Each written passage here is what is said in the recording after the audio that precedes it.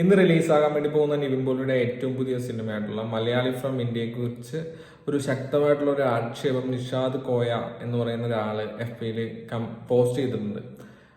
ഈ സിനിമയുടെ കഥയുമായി ബന്ധപ്പെട്ട കാര്യങ്ങളാണ് അദ്ദേഹം പറഞ്ഞത്.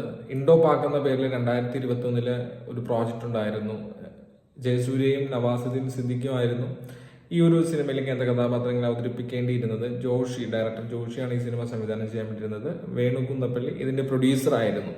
നിഷാദ് കോയയുടേതാണ് ഈ സിനിമയുടെ കഥ.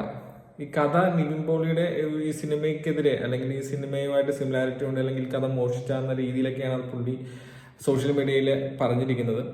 ഇതിന്റെ കഥയൊക്കെ പുള്ളി പറയുന്നുണ്ട്. ആ കഥയെക്കുറിച്ചൊന്നും ഞാൻ പറയുന്നില്ല. എനിവേ, ആ പോസ്റ്റ് ഇപ്പോൾ ഡിലീറ്റ് ചെയ്തെന്നൊക്കെ പറയുന്നു. പോസ്റ്റ് മുക്കിയിട്ടുണ്ടാവും. സീരിയസ് ആയിട്ടുള്ള ഒരു ടോക്ക് തന്നെ നടന്നിട്ടുണ്ട്. വലിയ രീതിയിൽ ഈ മെസ്സേജ് സ്പ്രെഡ് ആകുകയും ചെയ്തിട്ടുണ്ട്. അപ്പൊ അങ്ങനെ ഒരു ആക്ഷേപം ഉണ്ടെങ്കിൽ, അല്ലെങ്കിൽ ഈ സിനിമ കണ്ടു കഴിയുമ്പോൾ വലിയ രീതിയിലുള്ള വിമർശനങ്ങൾ